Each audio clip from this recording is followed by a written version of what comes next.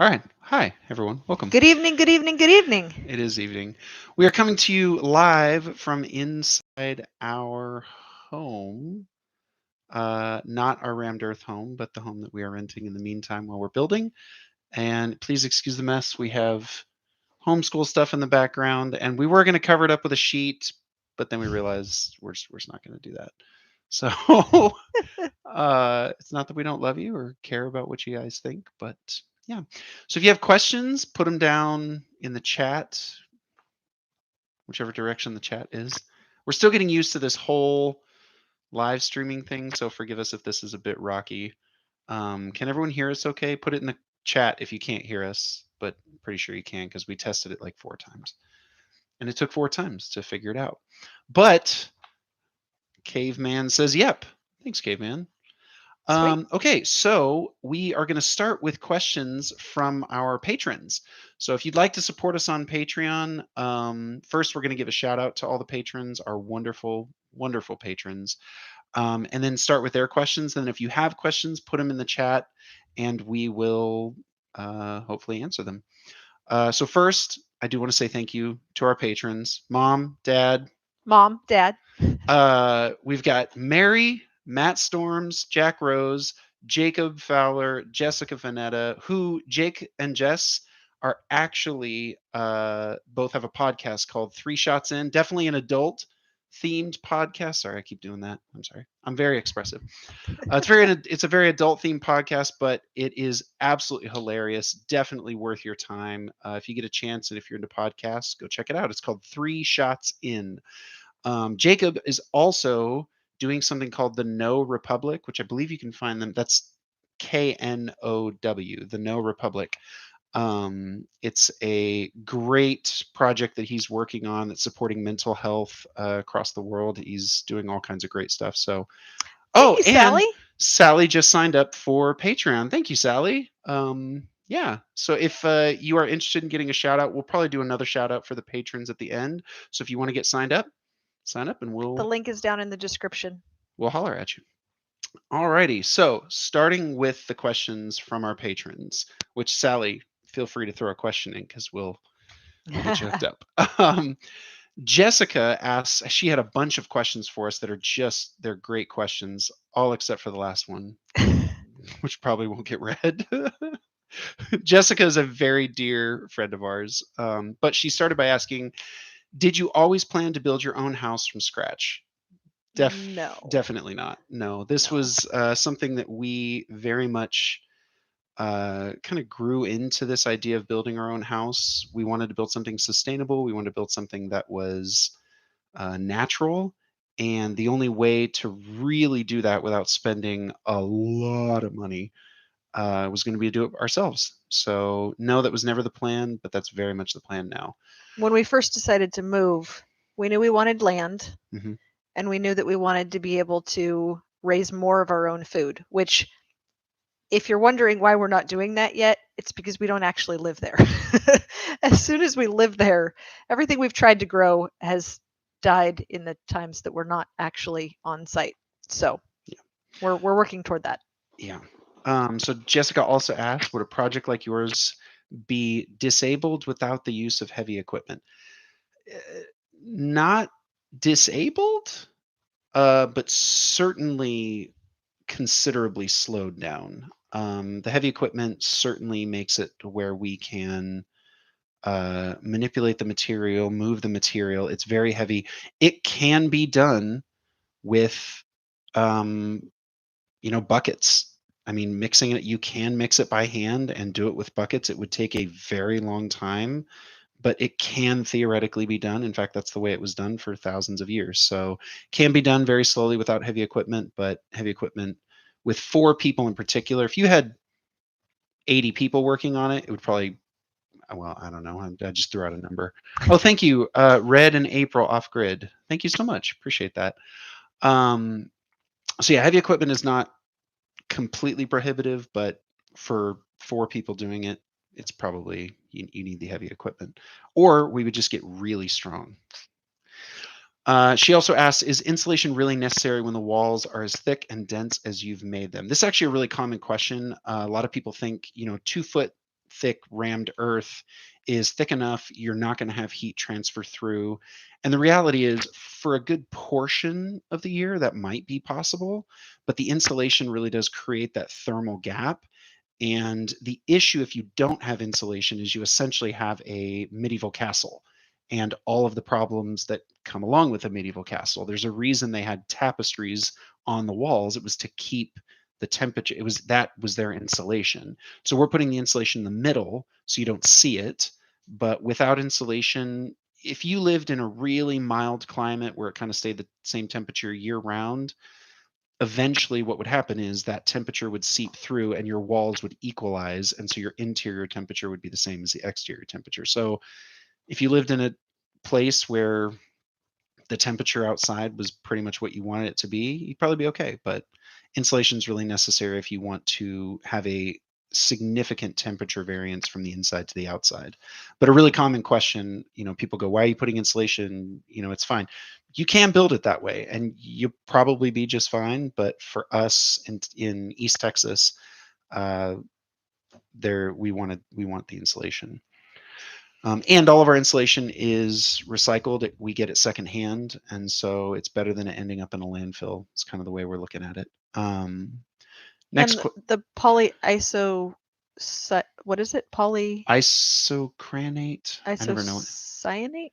It's not I don't know. cyanate. It's Anyway, polyisofoam is the least terrible of all the things that Sirewall has tried, and they've worked. Yeah, it's the least terrible rigid foam you can have. There are better foams that are non-rigid that are more environmentally friendly, but as far as rigid foams go, with the exception, there is a company in Europe that I keep trying to reach out to. They're making rigid foam out of mycelium. Is that what it's called? Mycelium.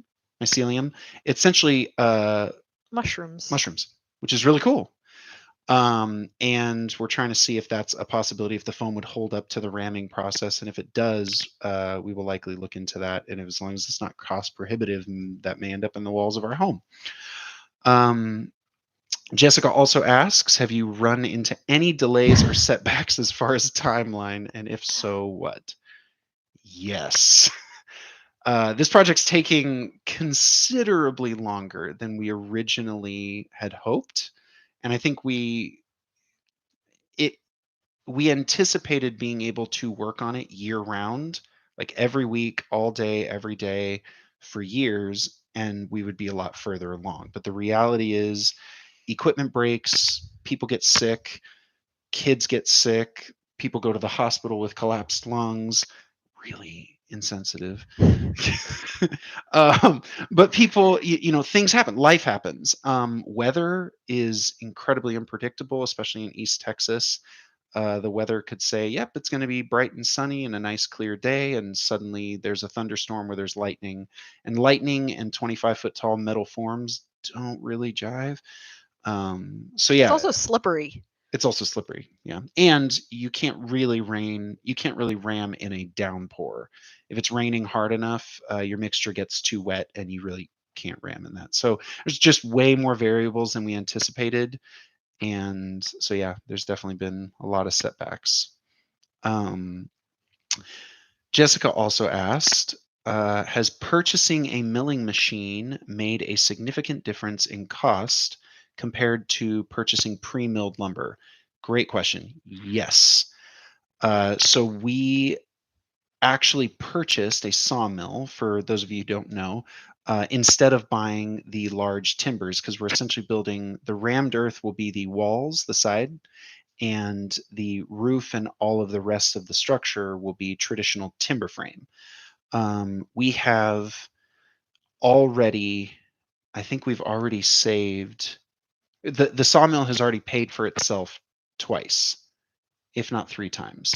That's one of the first purchases that we actually made, knowing that we were going to need it long term. And so we bought several years ago when the price of sawmills was lower. Yeah. And the wait time was the wait time was significantly lower. Yeah. Do you want to take one or two from the comments? We'll jump over to the chat real quick. So Red and April off grid said, what size is your house? for those of you who have worked in any kind of management team or any kind of project-based industry, there's a phrase called scope creep, which is where you basically start off with an idea and you go, well, what if we just add this one little thing? And then what if we just add this one little thing? And what if we just add this? We kind of fell victim to that a little bit. And the size of the house originally started out as 2,500 square foot rectangle. And then we said, well, we are going to need a basement in some portions of it because we want to do composting toilets, and the composting toilets we were looking at required you to have access underneath the spot where you kind of do your business. And so we looked at that. We said, well, what if we did a basement just in these, just under the restrooms? And we realized that the cost of material to do a full basement under the entire house only increased the cost of material by about 5%. And so we decided to do a full basement, which instantly doubled our square footage. Then we said we wanted to do high ceilings. And we said, well, if we're doing high ceilings, we might as well do 2 lofts.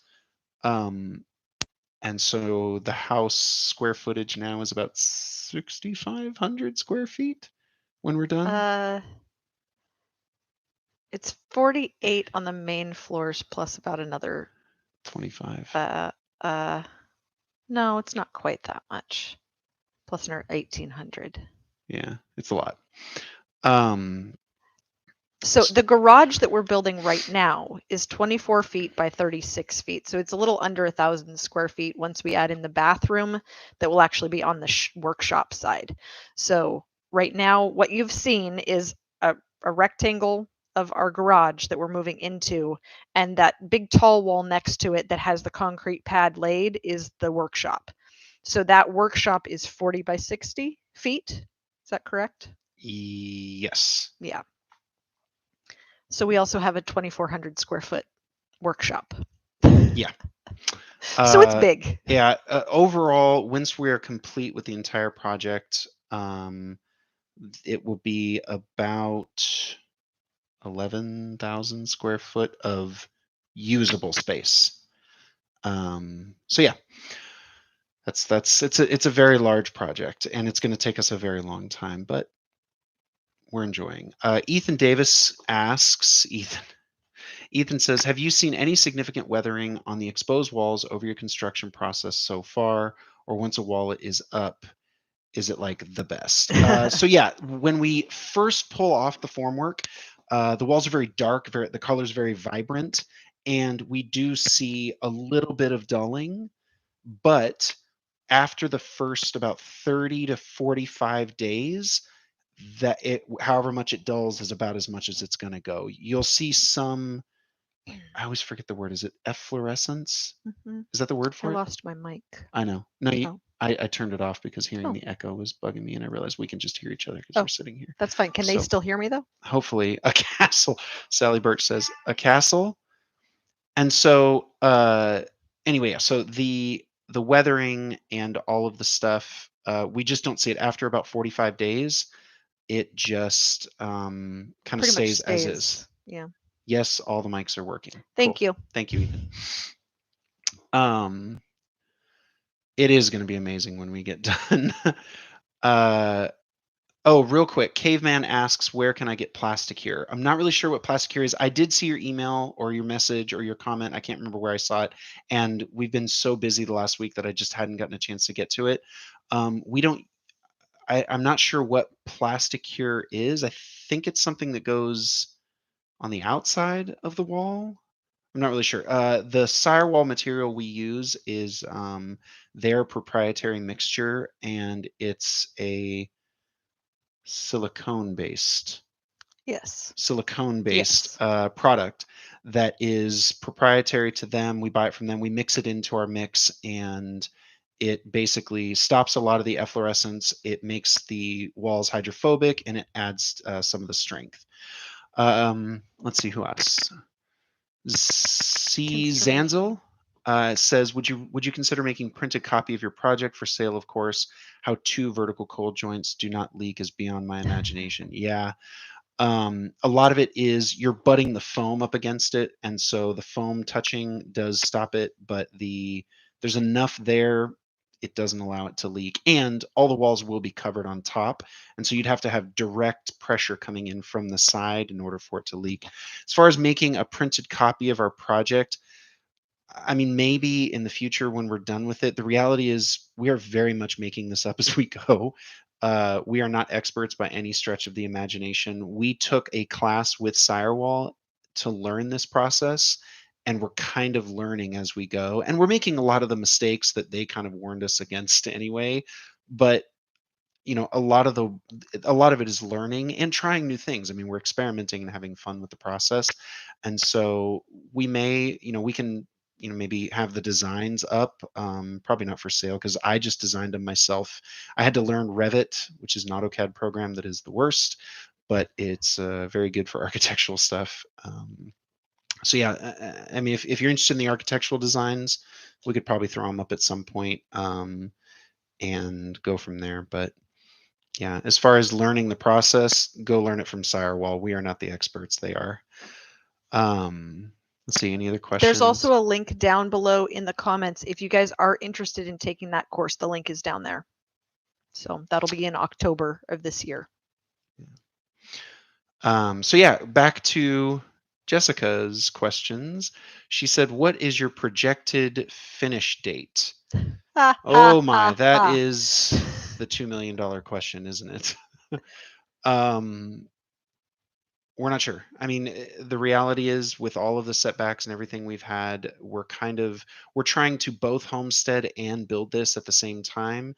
And the reality is the way we look at this is we are building for the next 5 generations. And so if it takes us another 10 years, hopefully not, but if it takes us another 10 years, that's worth it because our great, great, great grandchildren will benefit from this. And so it's very much the way we're looking at it, is this stuff just lasts forever. So Jessica also asked, is there anything you know that you wish you had known before you got started building? I think, I don't know. I think the biggest thing is the time. I mean, for me. How slowly it goes. Yeah. Is if we had a crew of people who were all healthy and this was their full-time job, Sure, we would be moving significantly faster. The reality is that we are also, I homeschool, we homeschool. We each have different side jobs that we work, and that we are going at the pace that is as quickly as we can move and still live our lives at the same time. And we're pushing really hard to move out there so that we can be living where we're working on the house. And without really roughing it, that's still going to be 6 months. 6 months out. Yeah, at least 6 months. At least. And that's assuming that we don't keep getting sick, we don't keep having terrible weather, and we don't have any major equipment failures, which is not the way this goes. Yeah. And so we are doing the best that we can to make forward progress. Yeah. And we do see this as an adventure. Yeah. We love doing this. We do. We love our lifestyle, and it's what we've chosen, but it's not easy, and it's definitely not a linear path. Yes, someone actually asked me recently, like, are you getting discouraged, or at any point has this project just seemed so overwhelming that you just want to give up or don't want to do it anymore? And the reality is I have moments of that, but usually I'm looking at it from the perspective of, okay, if there's a certain thing that is just not going well, if the weather's not cooperating for us to ram, I go, okay, I'll work on a different part of the homestead. That's why we're working on our pond right now, is because right now, right around 10 or 11 in the morning, it gets up over 100 degrees. And Luke, who works with us, actually ended up getting heat stroke one day, and I've gotten it, and we've just said, you know what, it's not worth doing all of that. Let's do other things. And so there's always more projects to work on, which for my brain and my personality type, if I have other things I can focus on, I do, and I'm happy as a clam. So the projected finish date for everything, I don't know that the whole homestead will ever fully be done. Yeah, I think homesteading is an ever evolving thing. Caveman says building homesteading is a full-time job, and I could not agree more. So Jesse Geesey, I'm sorry if I butcher your names, please forgive me. Geesey says, can you give us a cost per wall in terms of cement usage, etc.? So for us, we were very fortunate. We got our material very, very cheap, partially because we worked out a deal with the quarry, and we had it brought in before all of these prices spiked and material costs went up. And so we are going to end up spending about it's about $147, $130 per cubic yard of finished rammed earth. And so that's a 3 foot, or about a little less than a meter. Isn't a yard 3 inches bigger than a meter? Mm-hmm. Yeah, because I know some people aren't in the U.S. and yards and feet don't make sense. They don't make sense to me either. But about a cubic meter of finished rammed earth wall is costing us about $150. That is very, very cheap and not typical. We were very fortunate and made a couple of very timely purchases for a lot of this. On average, if you're having it built, you're going to spend about that much per foot. Square face foot. And so there's a considerable cost difference if you're having it built. And so somewhere between those two, depending on where you get material, all of those things, and obviously material costs are going through the roof. And so it's a problem. Well, I mean, like Caveman said, a lot of the stuff that you need is sold out. Now I will say you can build rammed earth without the admixture. It will be just fine. It might be maybe 100 psi, a little weaker, and it won't be hydrophobic. But for 2 feet thick and your foam in the center, for the most part, the hydrophobic is there to help with weathering, and you might see some efflorescence with the minerals coming out in the water. But that can all be cleaned and washed. And so the Plasticure, or I'm assuming the Plasticure is what you mix in, but the admix is not an absolute necessity, so you can build it without that. So hopefully that answers your question as far as a cost per wall on that. It's easier to do it by a cubic foot or a square face foot because it just makes more sense because the walls are all different sizes. Let's see, what else? What did you find was the best order and way to do things for buying land, building costs, financing? Oh, yeah. So honestly, for our land, we purchased raw land that was a mile from the nearest utility, power, water, anything. And so the first thing we did was we said, we can't start construction without power and water. And so, there was a dog. So for us, we had to get power and water first. So we started with water, and we were running off of generators back then. And so we dug the well, and we made sure that the well motor was compatible with our generators and was going to be compatible with our future solar system that I had planned out. And then we went to get solar, and we put up a temporary ground-mounted solar panel array, as well as batteries, inverters. Oh my goodness, the dog's barking. Hold on, you want to go put him out? Please hold. Boop, boop, boop, boop. Anyway, well, I can keep answering. So we started with water and power, and then land clearing. So we had the options to rent equipment or purchase equipment for land clearing. Purchasing equipment is very expensive, but renting equipment is about 10 times more expensive for how much you need. And so we were very, very fortunate enough to be able to purchase the equipment cash. You'll notice we tend to buy a lot of older equipment. Partially that's because the cost is considerably lower, and working on older equipment tends to be easier. And so we were able to purchase the equipment to do that. The next step really is preparing the site. So we had to level everything and compact everything, get ready for, oh my goodness, thank you, Ethan.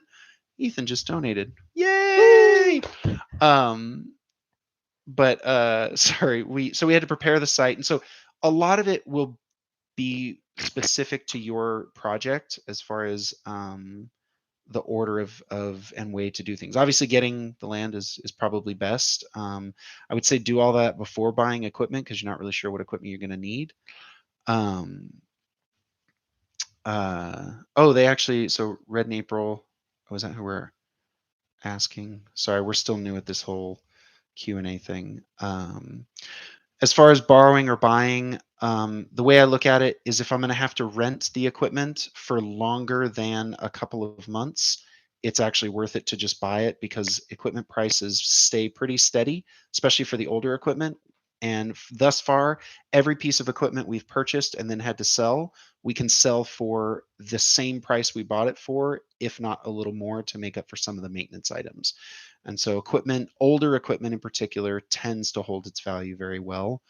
So if Like you have the big backhoe that we used to dig Mhm. the basement. Yeah, we sold it for a little more than we purchased it for, but we put in about that much in fixing it while we were working. So hopefully that makes sense and answers your question. Let's see, who else? Red and April off grid. We considered rammed earth, but couldn't find a backhoe for a reasonable price, and we decided to go with something more insulative. Yeah, I mean that's really you know, equipment costs, especially right now, are just crazy. Um, yeah, it's just crazy. So Adam Douglas says, do you ever have trouble with your mixer plugging up if your mix is too big? Honestly, we've been very fortunate. So a lot of people have tried different mixers and said different things that work.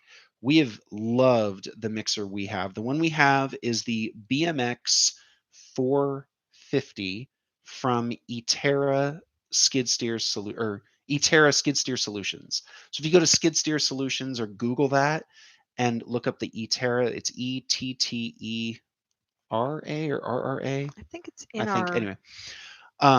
We went the 450. It's a 16 cubic foot mixer. They do make a bigger one. For us, the 16 cubic foot made sense for our mixture because about 14 cubic feet of material is one bag of cement.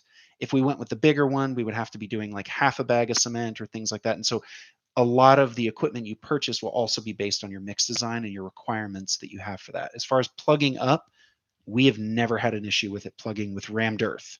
When we go to pour the concrete cap, that's when we've run into the most issues. And a lot of that has to just do from inexperience working with concrete. When we did the Sirewall course, Corey Corey. Corey at the Sirewall course was a professional concretist, concrete guy. I don't know. He worked. He does concrete as a living. He does concrete for professionally. a living. And he actually helped us out with some of that mix. There's Eli. Say hi, Eli. Wave to the people. But he actually helped us out, and we figured out some better ways to do that with our mixture. And so, but with rammed earth, we haven't really had it plug up at all, which has been great. Tyler asks that for those of you who don't know, Tyler Stoner, that's my brother. He's the little cowboy buddy from some of the other videos.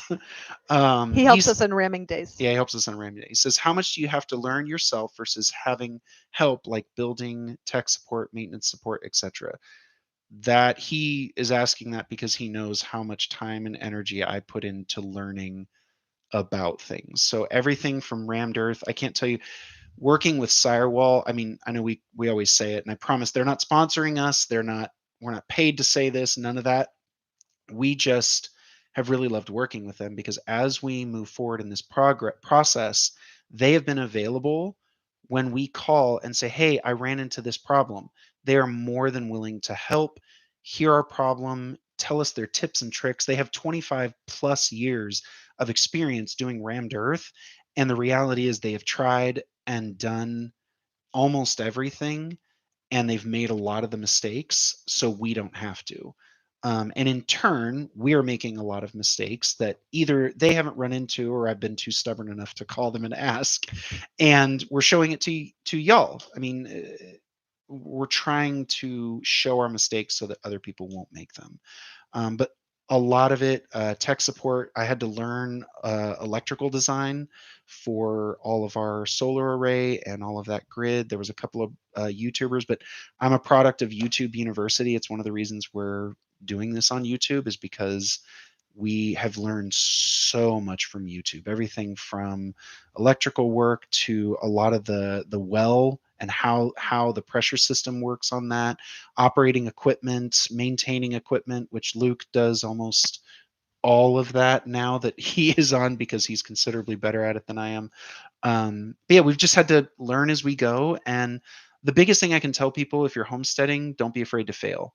Like try something, and if it doesn't work, try something else. And if it doesn't work, try something else. Like don't be afraid to fail because that paralysis of analysis is really what's going to kill you faster than your failures.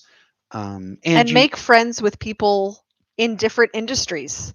You need, Mhm. we always say we need a community. We need our community, whether that's you guys on YouTube who know something about, something we're doing, and we get great advice from you. It was Yeah. somebody who said to use the Tapcons Oh yeah. for the bottom of our forms, Yeah. and that was a game changer for It us. really was. There are things like that, that whether it's our YouTube community or, you know, friends or people we meet who say, oh, you could talk to so and so about that. It- that's one of the reasons why we love this lifestyle and why we chose to do what we're doing. Yeah. Yeah. And when we went to look for rammed earth, we couldn't find step by step, this is actually how you do it. That's why we started this YouTube channel, Yeah. is because we wanted to do rammed earth and there just wasn't a lot of information about it on YouTube or online. Yeah. And Sirewall does an incredible job. They do. But we also recognize not everyone can take a course. Not everyone can take a week off to travel somewhere. Not everybody. But if you can, we're hosting a course in October. You can actually come build with us. There's a link in the is there a link in the Yeah, description? There's a link link in in the the description description. where you can sign up and come build with us in October. We would love to meet y'all. Um so yeah, as far as building, maintenance, support, all of that, build a network, build a community. When you're homesteading, you have to be in community. If you try to do it on your own, it's never going to work. Get to know your local businesses, get to know people in your area and work with them. And the reality is, people get excited when they hear we're building something weird and they want to come see it and they want to help. It's great. Maximum Trading asks, how do you design a rammed earth house? Hire an architect or buy plans somewhere? I'm in California. It's easy with regulation. Is it easy with regulations where you are?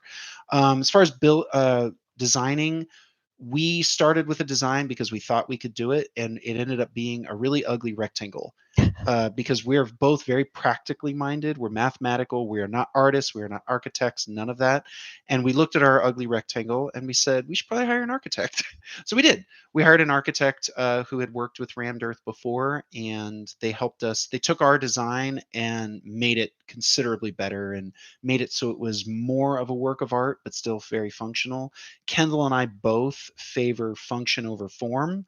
And in turn, we end up with like there's no decorations in our house. Like we're not good at decorating. We're not good at any of that stuff.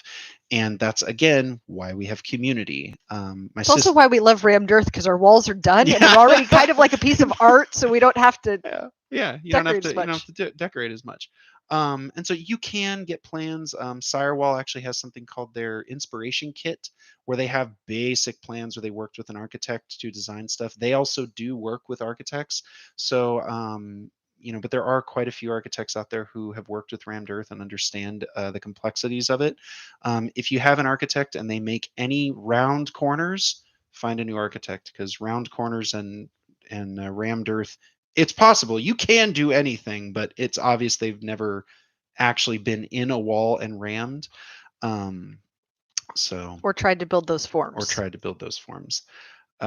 So yeah, as far as being in California, yes, it's one of the reasons. So we're originally from California, And when we were pursuing this venture, we looked at land out there and building costs and permit costs, which are absolutely mind-bogglingly crazy.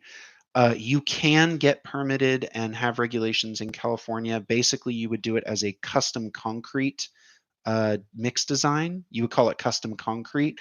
And usually you can get that through the permit office and all of that if you just tell them it's custom concrete, because that's essentially what it is. Um, it's just, trying to explain rammed earth to a permitting people who've never heard of that. They're just gonna, say, no, you can't do that.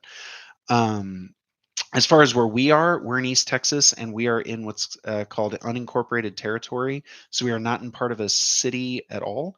We ended up calling our county office and saying, "What permits do we need?" And they literally laughed at me and said, "We don't care what you build on your land," which is very, very unique. Not many people have that opportunity.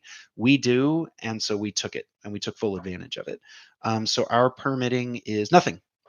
They don't care what we build. The option was, if we would like the fire department to show up, should we catch on fire, we have to call them and say, "This is where we are." And they'll come out and go, "Okay, that's where you are. Now we know." That was it, which is great, but very, very unique. Lucas asks, going back to design, if you would have known how accurately how long building would take, would you have changed anything in the design of the house or the shop? Honestly, probably not. No, because really the design of our house and shop for the most part is a giant rectangle for the most part. Yeah. Um and so we really couldn't have simplified it unless we just downsized. I mean, which downsizing Hmm. might have been a wise choice. Yeah. However, the fact that it has taken us this long to get to this point has also given us lots of opportunity to rethink and make some tweaks to the plan. Hmm. And there are certain things that now I'm going, oh, well, what if now that we understand what it's like to actually ram Earth, Hmm. what if we did it this way instead, making minor changes to the plan that will make it much easier to form walls, or will Hmm. make it much easier to get the concrete cap on in that particular area. Little minor changes, for the most part they're minor. um so I don't think we would really change a whole lot. Yeah, we have. I mean, like Kendall said, we've made tweaks along the way.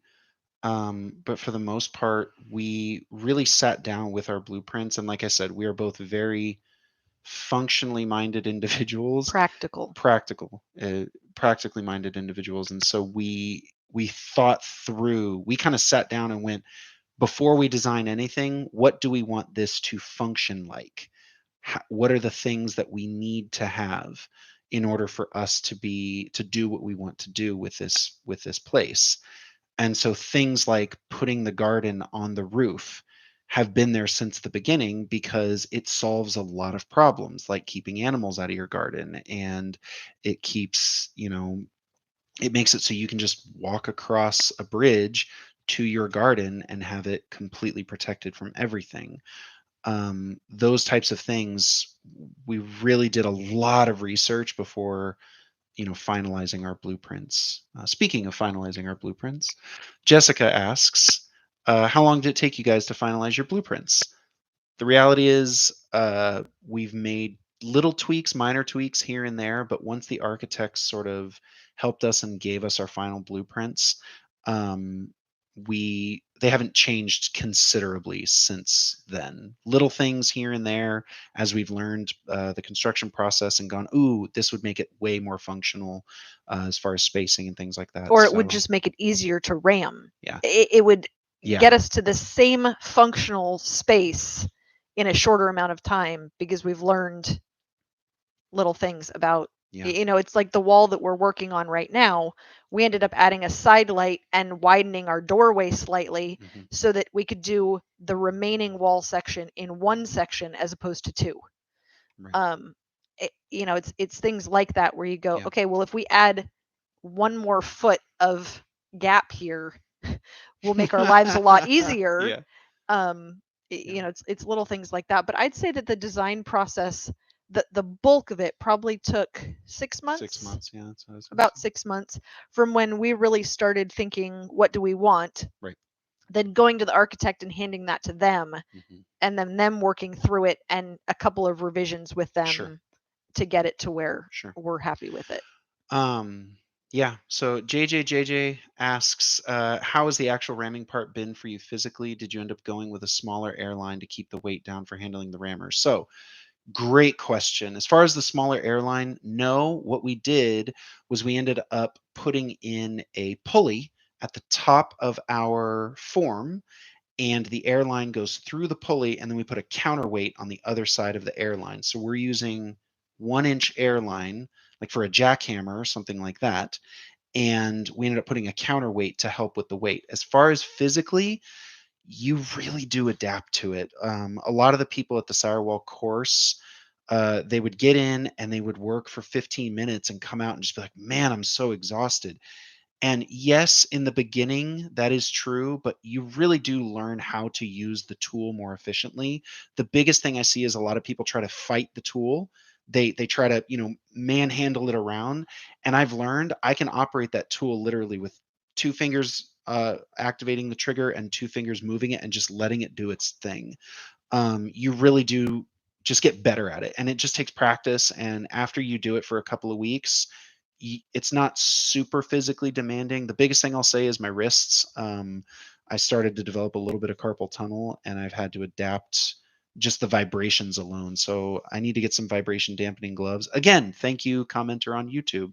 I didn't even know vibration dampening gloves were a thing until YouTube. So thank you. But yeah, you really do just get used to it. It's exhausting. It's a long day, but you kind of just you get into a rhythm. You put on an audiobook, you put on music, and you just go.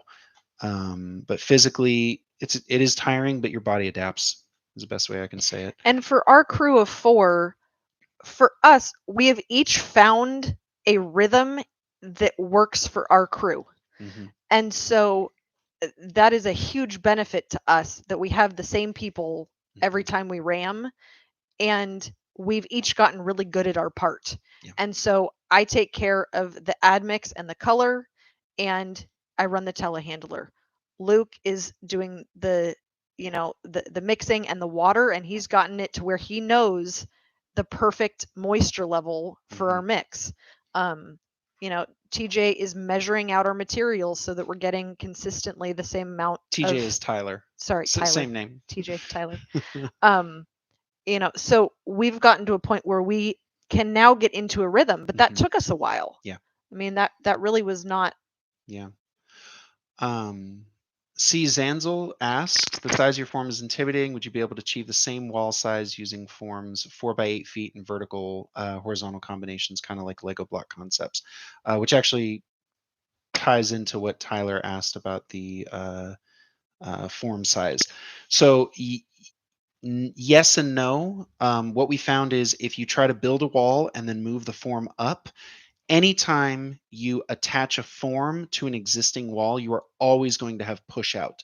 So you'll always have the new form pushes out slightly from the wall. So if you have your finished wall here and then you put another form up, it's always going to want to do this just a little, and you'll have that shelf there, and it just doesn't look great. Like we tried it on one of our walls and it did not do well. So if you're going to be building, I would highly recommend building the forms however tall your wall is, and then add at least a foot so that when you get to the top, you're not trying to ram around the metal. Add a foot or two even.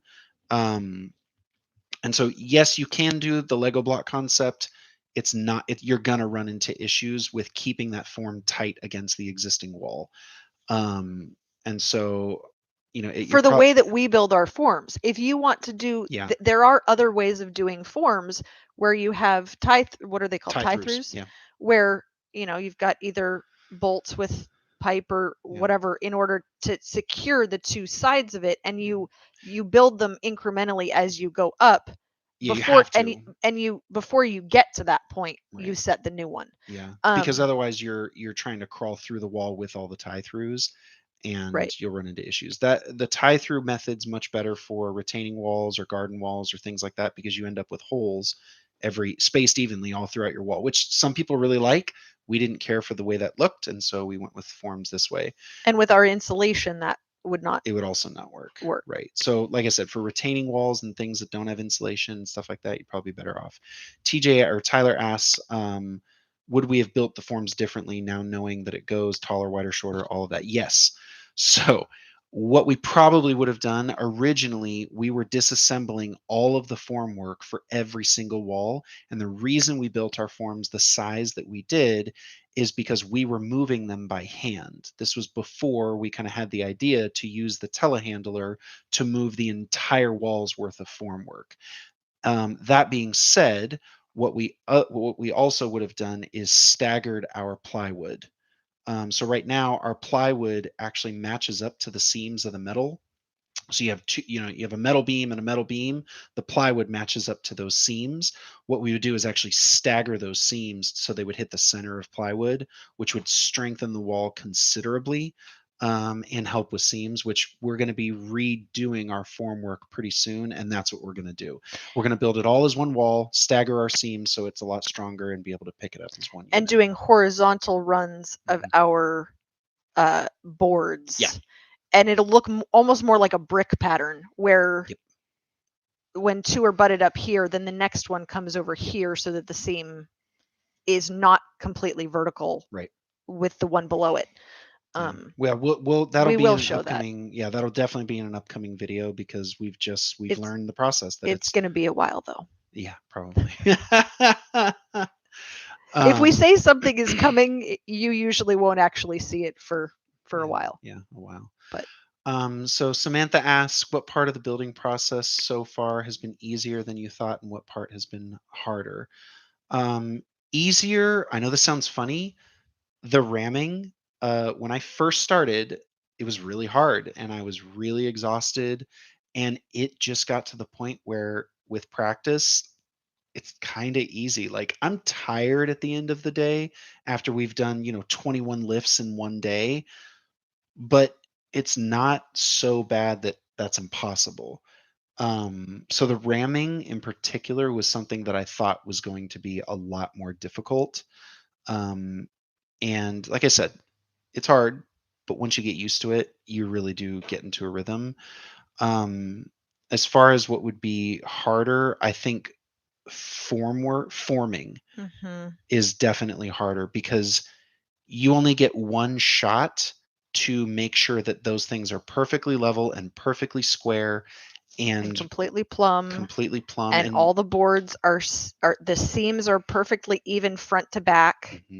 And lined up. Yeah, it's just forming has always been something that has been a lot more difficult than we thought, and it takes a lot more time than we thought. It's kind of like when they say that 90% of painting is all the prep work. It's the same with formwork. The formwork really is where it makes or breaks the finished product of your wall. Yeah. Which also having a checklist of things, that was another recommendation from a YouTube or from a commenter saying, come up with a checklist. When you're done forming, do this, do this, do this, do this, do this. And we took that advice, and Kendall came up with a checklist. And the key was to not have the same person who's building the forms be the inspector. So Luke and I, or Luke, TJ, Tyler and I will often build out the forms, and then Kendall will do the inspection and go through her checklist. That has been monumental. It's been very, very helpful. Fresh eyes see it differently than the people who did it, or they think they did it and it just got overlooked. The other thing I would say personally, something that has been easier, it sounds a little bit funny, but waiting for the progress, as hard as it is, we want to move in. We want this project to be finished because we want to be able to enjoy it.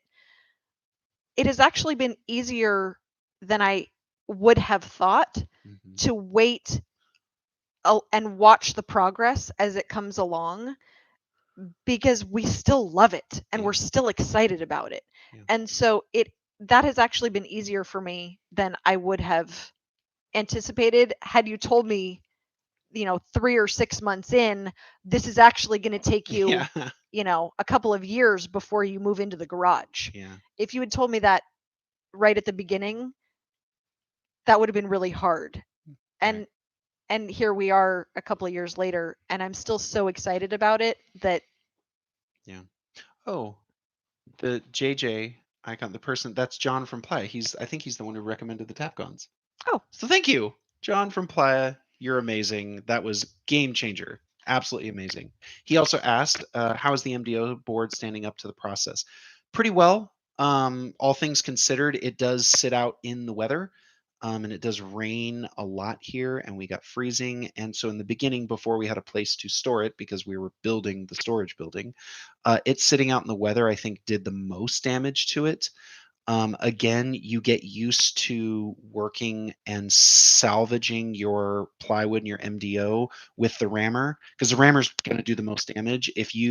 One slip up with the rammer, if you hit that plywood, it'll take a chunk out of the MDO, and that chunk kind of lives in your wall now forever. But as far as standing up to the ramming process, the MDO is doing great. As far as the weather and everything else, if we had a way to store it indoors, we'd probably be in considerably better shape. Eventually, that will be the case, but right now that's not. And so we're likely going to have to reface all of our formwork with brand new MDO before starting on the main house. But as far as ramming, it's doing great. I will say on our end cap boards, it is very easy to accidentally hit the rammer on the top, and it will damage the formwork there. That's my bad. Well, no, but it's part of the learning process. And so we have a couple of spots in our doorways or window, openings where the top edge of the board, because those forms they're moving up as we move up, it's easier to hit the top of them. Whereas, when the top of the form is 6 feet above where we're actually finishing our wall, it's not an issue. But Albert asks, do you ever look at Sirewall's aluminum formwork design? Yes. So the biggest issue and the reason we chose not to go with an aluminum formwork design or any kind of those modular concrete designs is couple of things. One, you see a lot more form lines, and we like the smoother look. The other thing that can happen, especially when you're learning, is when you hit the MDO and you take a chunk out, you can always replace that piece of MDO. Whereas the aluminum, you would have to throw away that form piece, which is a considerably higher cost. The MDO, I think we got it pretty cheap when we bought it. It was like 30 or 40 bucks a board. Whereas it is significantly it's more considerably now. more now, unfortunately. But yeah, so that was why we chose not to go with the metal framework. And eventually, all the metal framework, the rammers, just you can't imagine how much pressure they're putting on the formwork. Eventually, things are going to slide and do all of that. So, Vitor asks, "Hi, I'm from Brazil. I would like you to save the video because it doesn't have automatic translation. I don't speak English." Well, thank you very much, Vitor. We're very glad you're here. We will save this video. The translation will be available. Hopefully that will happen soon. It will be uploaded either right after or by tomorrow, I believe. Yeah. We'll work on that, make sure that it gets saved for you. Elmer asks, how did you figure out what to use for your foundations? Your walls are ginormous. Our walls are ginormous. So as a rule, what we did overkill for the forms. Again, we're trying to build for generations ahead. Typically you want a pretty you would build a footer or a foundation as if you were building a concrete structure with concrete walls on top of it. What we did was we have 3 foot wide footers by 2 feet deep. And then we have a 6-inch slab poured all through that with rebar coming up through the concrete footers in order to intersect with the wall and keep the wall. So that's roughly a meter by 60 or 70 centimeters. Yeah. But that with regards to the walls being ginormous, any wall over 10 feet, we actually learned to keep it braced until it is tied in with another wall or some piece that's at a corner, because a wall standing straight up like this at 20 feet will actually wobble like this. I found that out while standing on top, and the wind blew and I felt it wobble and almost had a small heart attack. But yeah, you keep them braced until you have them tied to the rest of the structure, and then they hold up quite well. Thus far, we haven't had any issues with the foundation. The concrete people we used were absolutely amazing. They did a great job. So a couple other questions. Would it be beneficial to angle the forms inward toward the top to account for push out? Absolutely. Your forms, if your forms are perfectly vertical, you will have very slight push out at the top. This is exaggerated, but you'll have anywhere from a quarter inch to a full inch of push out by the time you hit the top. If you angle them in slightly, you can account for that. But the reality is, no building structure, anything like that is going to be perfect. But you're going to have push out. It's just going to happen. It's part of the formwork, and you just kind of live with it. Unless you're attaching flat cabinetry to it, you're not going to really notice. You can't really tell. And we're going to be building our cabinetry, so Very true. So I'm the one who has to yell at myself and kick myself from earlier for making the wall push out. Lucas asked, in regards to formwork, why not use lumber for smaller forms? Understandable that large forms would be weight prohibitive instead of the more expensive metal studs. Oh, yeah. So what he's asking about is for smaller forms, like if we were only going up 8 feet, could we use lumber? Absolutely, you can. Lumber's not going to hold up nearly as long in the weather. And eventually, I mean, lumber's always going to have slightly more push out than a steel beam, depending on the gauge steel you use and all of that. But yeah, you absolutely can use lumber for, standard lumber for forms. I know Sirewall has done that in places where steel studs weren't available, but the steel studs are very reusable and much lighter. So if you have the equipment to move them and you want to build out wooden forms, I think they're also not going to warp or twist. Correct. Yeah. With weather changes in particular. I mean, metal does expand and contract, but to a lesser degree than wood. So John from Playa asks, why did you choose to use the foam core in your location? Do you have a big temperature difference where you are from summer to winter, and do you think it was needed? Yes. So right now we are seeing temperatures of 105 degrees, and in the winter we were seeing temperatures of, and this is Fahrenheit, sorry. 105 degrees Fahrenheit, that's like 36 degrees Celsius, I think. Somewhere right around in there.